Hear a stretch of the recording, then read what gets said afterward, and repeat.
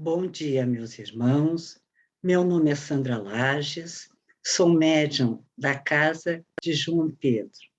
E hoje estou aqui para lhes falar sobre a visão espiritualista do autismo.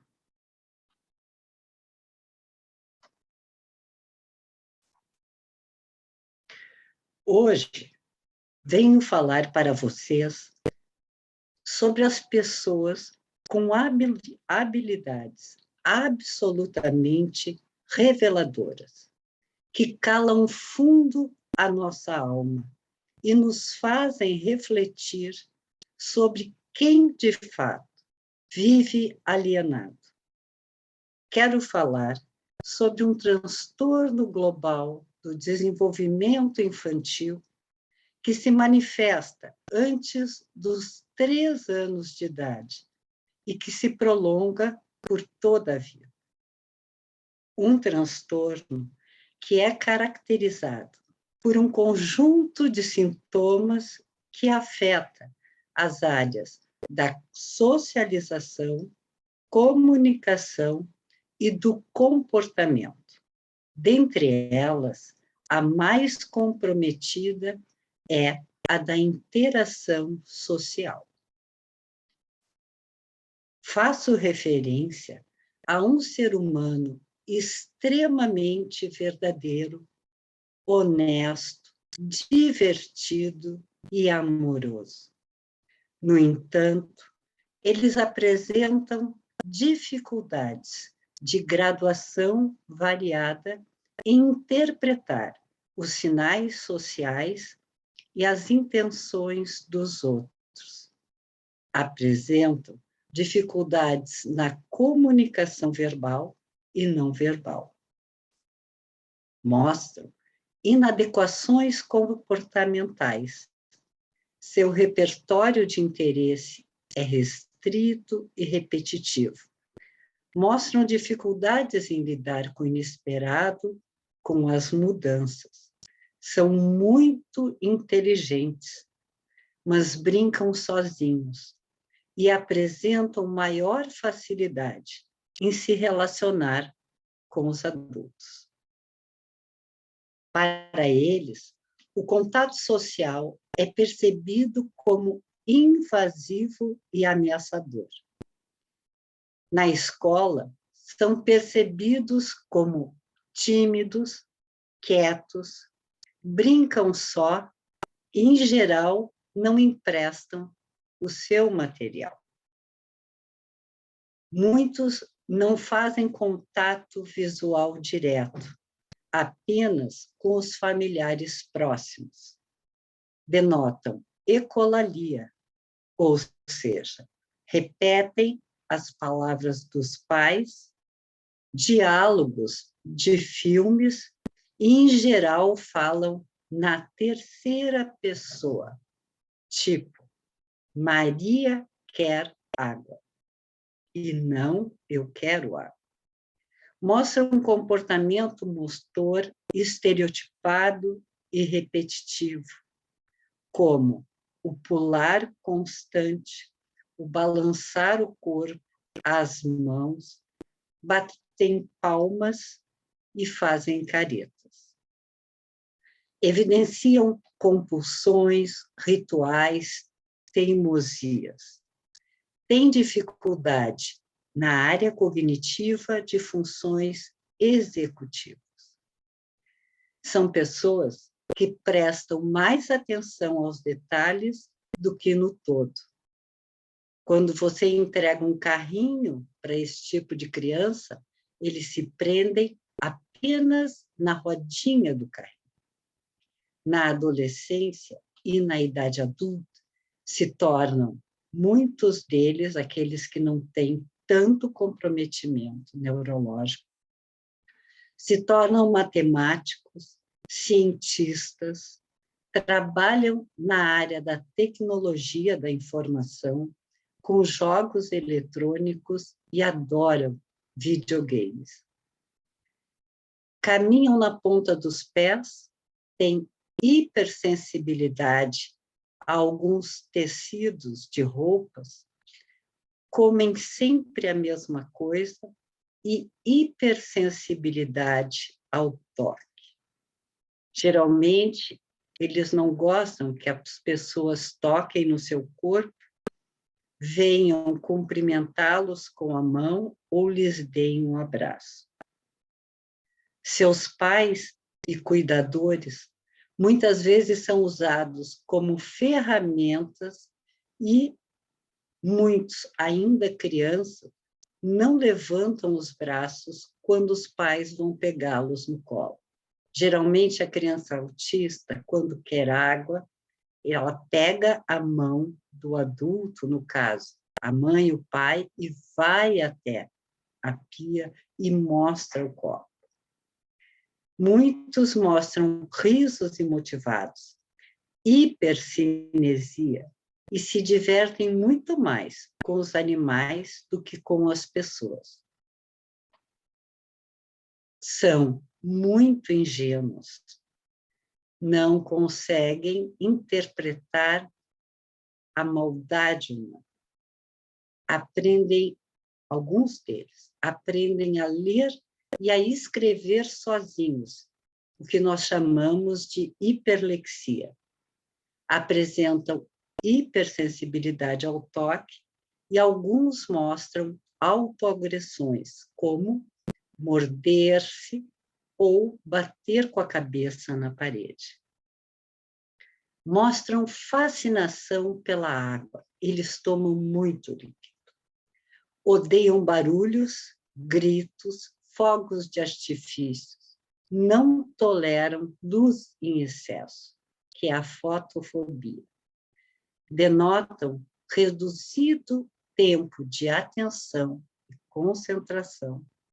Alguns mostram insônia, sono agitado, trocam o dia pela noite, não conseguem tomar banho sozinhos ou se vestir.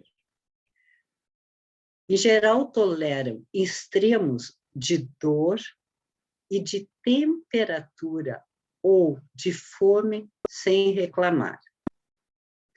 Adoram enfileirar ou empilhar coisas e interpretam literalmente o que lhes dizem.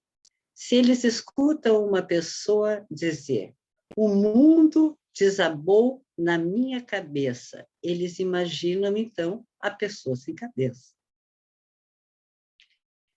Mas de quem estou falando? Estou falando das pessoas do espectro autista. Pessoas que nos levam a associá-los a uma pirâmide solitária, inabordável, inescrutável, fechada sobre si mesma, plantada no meio da desoladora paisagem de aridez e mistério. No entorno destas pirâmides, concentra-se pequena e inquieta multidão de pessoas interessadas na busca de acesso ao seu interior. São mães, pais, tios, avós, amigos, médicos, psiquiatras, psicólogos, professores e curiosos, tentando desvendar o enigma dessa pirâmide. Todos desejando convencer a pessoa do espectro autista que mora lá dentro a aceitar o mundo que vivemos aqui fora. Para alguns autores, essa atitude de não envolvimento assumida pelo autista poderia ser atribuída a uma rejeição à sua própria encarnação. No entanto, com o esforço de empatia da nossa parte, acredito que é possível imaginar que para estes enigmáticos seres humanos, nós, os normais, é quem somos estranhos. A pessoa está autista. E ela está autista nesta encarnação. E não está autista porque possui um cérebro danificado, mas o seu cérebro está dissociado, dividido, porque esse espírito não conseguiu transmitir a ele, no período crítico de formação, os comandos mentais necessários ao seu correto desenvolvimento. Entre não querer e não conseguir, tem uma distância. Há implicações kármicas nesse processo, pela atuação do mecanismo de ação e reação, que também agem no âmbito da física quântica. Nas pessoas do espectro autista, o hemisfério direito do nosso cérebro possui a tarefa inicial de comandar a instalação de um software com o qual vai operar o hemisfério esquerdo, nisto incluindo o vital mecanismo da linguagem. Caso o hemisfério direito apresente deficiências operacionais, o esquerdo sofrerá as consequências na sua própria formação e funcionalidade. Isto ocorre pelo efeito de um impulso ou comando de origem espiritual, suscitado por um problema de natureza kármica. Neles existe um sentimento de culpa, de pouco merecimento não resolvido, oriundo de um desvio de comportamento em algumas das várias encarnações que essa pessoa que hoje apresenta o espectro autista teve, ou por um trauma vivenciado em outra encarnação. Queridos, nós, em realidade, somos um grande condomínio. Lembre da sua moradia. Se você mora num edifício, nesse condomínio, existem vários condôminos. Alguns mais alegres, outros mais tristes, alguns mais vorazes, outros nem tantos. Alguns mais comunicativos, outros mais tímidos. Alguns pacificadores, outros de temperamento forte. Assim é o nosso espírito. Vivemos tantas encarnações no condomínio espiritual que é a nossa história enquanto espírito. E as pessoas do espectro autista hoje estão em um dos apartamentos da sua encarnação. Na gênese do autismo, alguns autores entendem que essa forma de estar no mundo é um instrumento de correção, de ajuste da consciência ética, fustigada pelo arrependimento ou remorso, e desejosa de se pacificar. Porque quando nós saímos de uma encarnação e voltamos ao plano astral, nós, com os olhos do espírito, podemos ter uma clareza maior dos nossos atos aqui na Terra. E muitos se sentem demasiadamente culpados. Então pedem a Deus uma nova chance, uma nova encarnação para poderem fazer tudo de forma diferente, de uma forma melhor e mais amorosa. No entanto, essas crianças autistas estão tentando desesperadamente comunicar-se conosco, os surdos. Ao reencarnar, o espírito instala-se inicialmente no hemisfério direito, comanda a formação do corpo físico, o qual ficará acoplado e começa a programar o hemisfério esquerdo, a fim de habilitá-lo para o gerenciamento da vida terrena.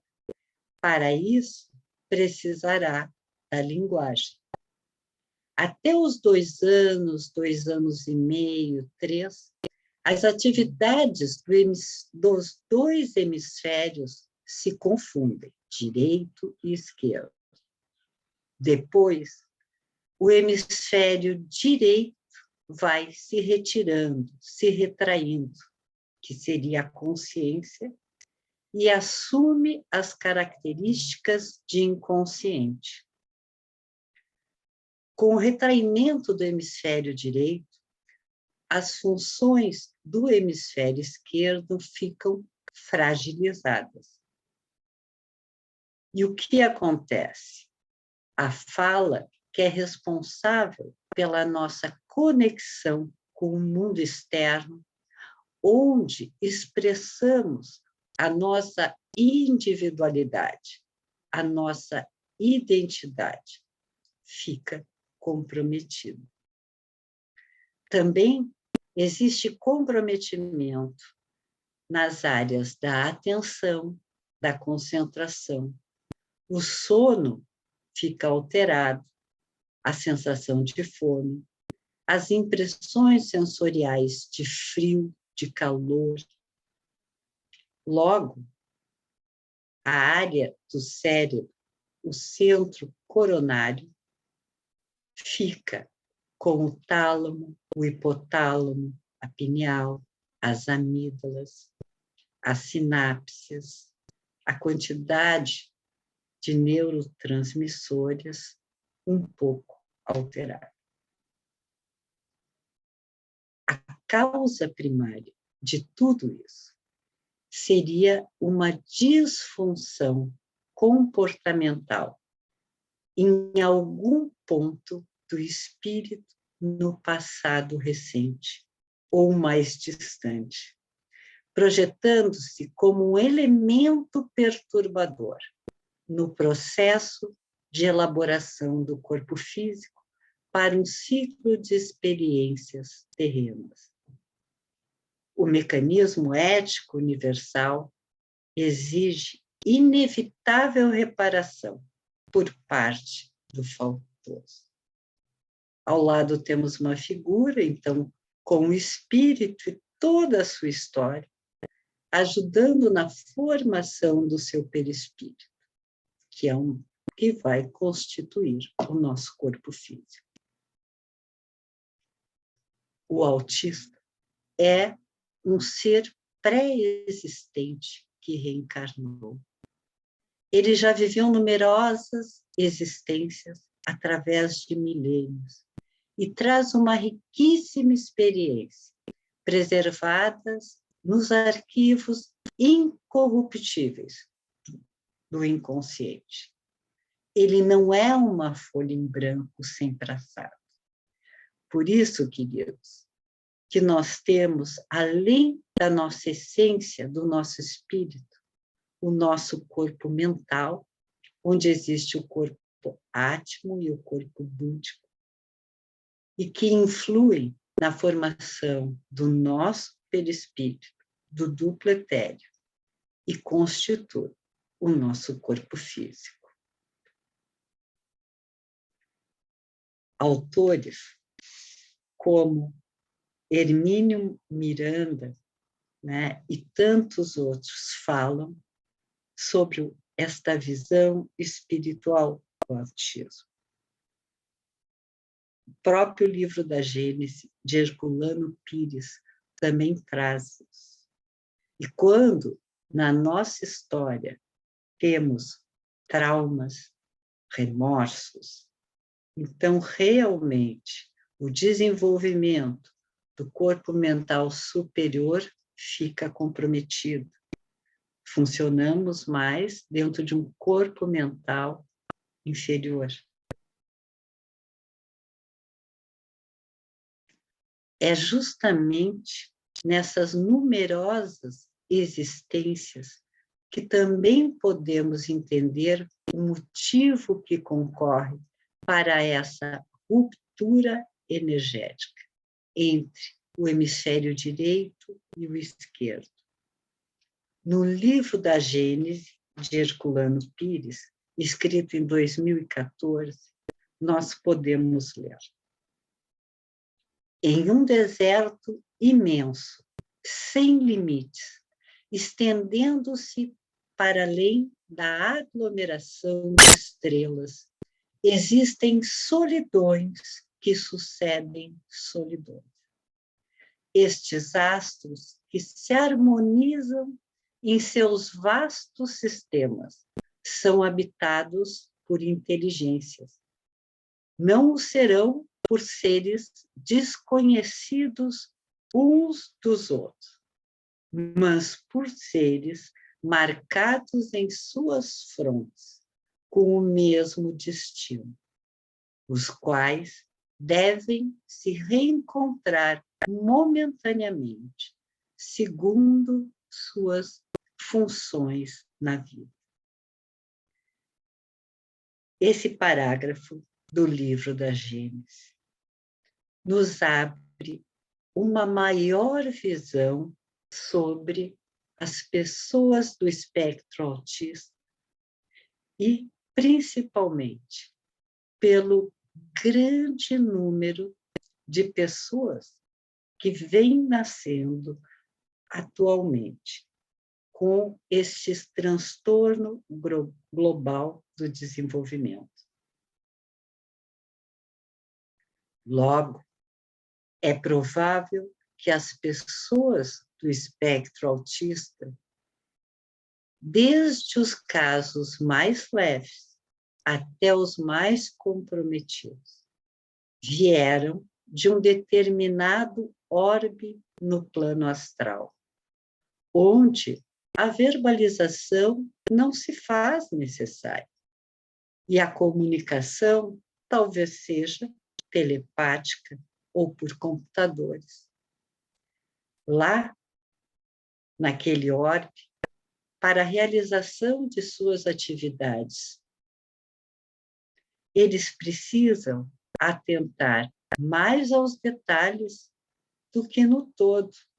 Daí o hiperfoco que eles apresentam. Lá, eles precisam ser muito especializados na sua área de atuação profissional. É por isso que encontramos crianças, jovens ou mesmo adultos que geralmente elegem a preferência sobre um assunto e são excepcionais. Eles sabem tudo sobre aquele assunto. Alguns podem eleger o conhecimento sobre os planetas, o universo, outros sobre aspectos da história, outros decoram uma lista telefônica, outros sabem tudo sobre a história do automóvel, a marca e ano de fabricação de todos os automóveis, todas as peças que compõem o motor de um automóvel. Como seus perispíritos são menos densos, talvez por isso eles toleram mais as variações climáticas e podem ficar horas sem sentir fome. Já pensaram nisso? Mas não só eles vêm para a nossa Terra nessa encarnação por remorso, mas, como eu já falei, muitos podem vir por um trauma de um passado recente, porque a noção de tempo para o universo, para o mundo astral, é muito diferente da nossa. Eu trouxe aqui para vocês um exemplo. Juca era um menino de 4 anos. E lá pelas tantas, no atendimento psicoterápico que ele fazia, ele relata o seguinte sonho.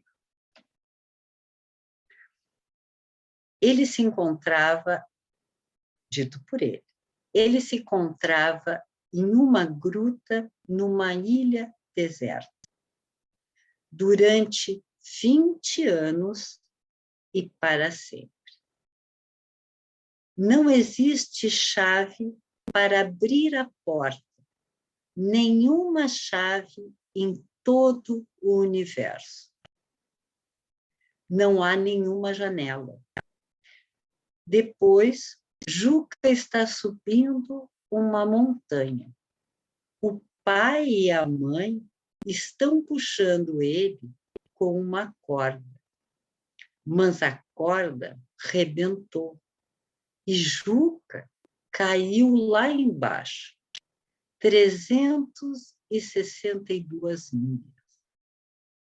Juca caiu num buraco debaixo do chão.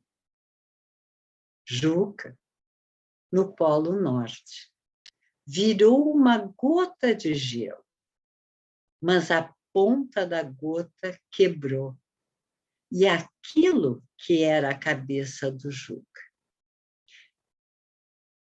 Esse exemplo eu trouxe para vocês para falar da importância de se conhecer a história do casal que tem um filho do espectro autista, a história da mãe de uma criança, de um jovem autista. No caso do Juca, a mãe dele havia engravidado e perdeu espontaneamente o bebê. Novamente ela engravidou e então o Juca nasceu. Com esse sonho, o que o Juca traz? Que o papai e a mamãe estavam puxando ele com uma corda, que é o cordão umbilical.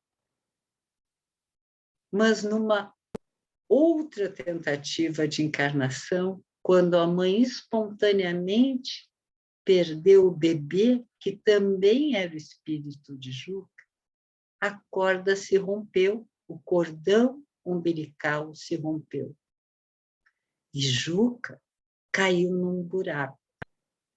E Juca ficou preso anos antes dessa tentativa de encarnação numa ilha deserta, onde não existia chave para abrir a porta do auto-perdão, da auto-amorosidade. Por quê? Porque Juca talvez acalentasse no seu mental muitos remorsos de coisas que ele havia feito em tantas outras encarnações. Daí ele diz, não existe chave para abrir a porta. Nenhuma chave em todo o universo, que é o sentimento de culpa. Quando ele diz que Juca caiu num buraco debaixo do chão, que está no Polo Norte, virou uma gota de gelo, mas a ponta da gota quebrou, e aquilo era a cabeça de Juca, né? Ele também fala desta nova gestação onde ele conseguiu reencarnar. E a gota seria a redução que o espírito faz para, durante o processo gestacional, encaixar-se no útero materno, poder desenvolver-se. E, ao longo de todo o processo gestacional, fazer um trabalho de esquecimento do passado até renascer. Mas também Juca nos traz o trauma vivenciado de, numa primeira vez, não conseguir a graça da reencarnação. E o quanto isso alimentou mais ainda, talvez, algum remorso, incentivou a falta de auto-perdão e que contribuiu para que, na próxima gestação dele, nesta encarnação, o hemisfério direito, ao passar todos os conteúdos que deveria passar ao hemisfério esquerdo, acabou, aos 2 anos e meio, 3, gerando um retraimento, uma ruptura,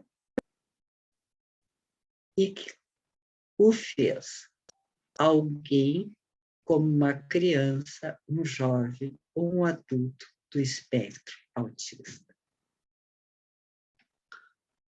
O que sabemos é que o número de nascimentos de criança do espectro autista vem aumentando significativamente neste período de transição planetária. Qual seria o propósito? Primeiro deles, nos ensinar que os atos são mais importantes do que as palavras. Existem pessoas no nosso mundo que falam e pouco dizem. Eles também vêm com o propósito de nos ensinar que os excessos na alimentação, no dormir, no trabalhar, o uso de som altos, o consumo desenfreado, não é sinônimo de evolução, mas muitos dos nossos comportamentos só contribuem para agredir a nossa terra. Vem nos ensinar que a água é o bem mais precioso, que a amorosidade, a honestidade, a alegria, a ingenuidade é que transforma positivamente o nosso mundo. Vem para nos ensinar que ter foco e se especializar naquilo que a gente faz é que realmente vai nos levar ao sucesso e transformar o nosso planeta num planeta muito melhor, muito mais amoroso, muito mais desenvolvido. Que o toque corporal não é o único meio de expressão do afeto, mas o olhar, o sorriso, também é uma maneira de transmitir a amorosidade. Eles vêm para nos ensinar que menos é mais, que viver na Terra nem sempre é fácil. E muitas vezes, o movimento de rotação do corpo que essas crianças e jovens apresentam, o balançar o corpo e o pular, expressa a vontade de desistir de um mundo que eles percebem como preconceituoso, muitas vezes pouco empático com eles. Um mundo competitivo, consumista, que tem dificuldade de aceitar as diferenças. Um mundo onde existe um descompromisso com a verdade, com a amizade, com a solidariedade. Na última pesquisa, e eu trouxe para ilustrar, do governo do Rio Grande do Sul, né, com a Farbergs, eles fizeram uma pesquisa inédita sobre a população com transtorno do espectro autista. Essa pesquisa envolveu 4.074 pessoas em 259 municípios. E eles trouxeram, e é importante, quanto mais cedo nós fizermos o diagnóstico, e mais cedo colocar esta criança na escola, no convívio com outras crianças, para incentivar não só a aprendizagem, mas o convívio, a interação social. Então, eles dizem que 69% de crianças até os 5 anos frequenta a educação infantil no nosso estado. 96% de 6 a 15 anos já está no ensino fundamental. 90% de 16 a 18 anos frequenta o ensino médio. E 48% deles já está no ensino superior. 26% já está numa pós-graduação, lato e estrito sensu. Depois eles falam da renda familiar, e que 80% dos casos de autismo se encontram em meninos e 20% em meninas, né? E quanto mais precoce o diagnóstico, então 57% até os 3 anos de idade são diagnosticados, 29% dos 4 aos 7 anos, e assim sucessivamente. Qual a nossa orientação? Primeiro, é importante fazer um quadro de atividades para a criança, e nesse quadro, mesmo que ela não saiba ler, vocês coloquem figuras do acordar, ajudar a arrumar a cama, tomar banho, vestir-se, escovar os dentes, estudar, brincar com o computador ou celular que eles adoram, todos os eletrônicos. Temos que incentivá-los a vestir-se, comer e tomar banho sozinhos. Dividir tarefas complexas em pequenas etapas. Não é possível dar um texto de 20 folhas e pedir que a criança leia tudo de uma vez. Vamos separá-los em 3 ou 4 partes esse texto. Vamos ler 3, 4 páginas por dia. Vamos incentivá-los a participar das atividades domésticas, a colocar a mesa para o almoço ou jantar em família. No início, eles podem só colocar os guardanapos, depois os guardanapos, os talheres, depois os guardanapos, talheres e pratos, e assim sucessivamente. Muitos aprendem por imitação, né? Vamos treiná-los a dar bom dia, boa tarde, boa noite, tudo bem.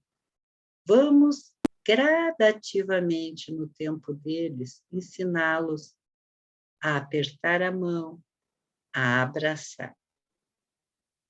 Vamos alfabetizá-los através de figuras. E, geralmente, e a coisa que mais efeito dá, vamos estimulá-los e parabenizá-los. Cada vez que eles fazem bem alguma atividade solicitada, não valorizem as atividades que eles não conseguiram. Em vez de repreender, vamos parabenizá-los.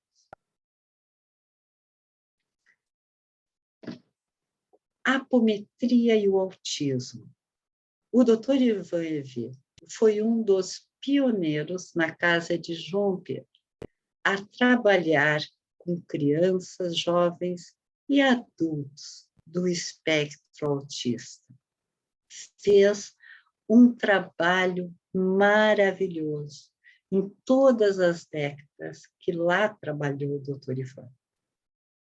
Muitos são os casos de sucesso.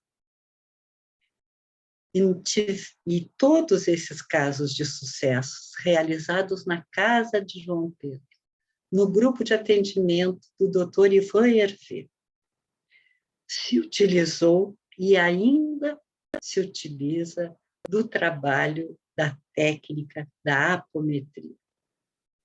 Para o Dr. Ivan Hervé, no livro Apometria Conexão e Espiritualidade, lançado em 2003, ele diz que, com a técnica da apometria realizada na casa de João Pedro, podemos estimular uma nova conexão do hemisfério direito com o esquerdo, na medida em que, ao desdobrarmos o paciente com a técnica da apometria, nos deparamos com cenas ou episódios responsáveis por esse transtorno global do desenvolvimento. Com esta técnica, é possível reduzir a sensação de culpa, de pouco merecimento ou traumas que o espírito enfrentou em encarnações recentes. Através dessa técnica, onde desdobramos os 7 corpos e equilibramos o centro de forças, harmonizamos o espírito da pessoa com espectro autista com outros irmãos em outros orbes neste grande universo. Esta harmonização vai contribuir para que a criança, o jovem, o adulto autista, comece a estimular e a estimular-se a querer realmente viver nesse mundo, a aprender e muitos até retomar a fala. Quando desdobramos esse corpus e trabalhamos os conflitos, os nós ou bolsões, existe um salto quântico. E todo esse trabalho nós devemos, na casa de João Pedro, a este pioneiro chamado Dr. Ivan Hervé. Nessa técnica, também fortalecemos a ligação do perispírito com o corpo, e este com o nosso mundo. Se vocês tiverem oportunidade, venham conhecer a nossa casa. Venham conhecer e saber um pouco sobre o trabalho com as crianças e jovens autistas que atendemos. Um grande beijo no coração de vocês. Espero ter lhes ajudado a compreender um pouco mais sobre esses seres humanos geniais, amorosos, honestos e que têm tanto a nos ensinar e a nos ajudar a nos desenvolvermos como seres humanos nesse planeta em transição. Um beijo grande no coração de todos vocês.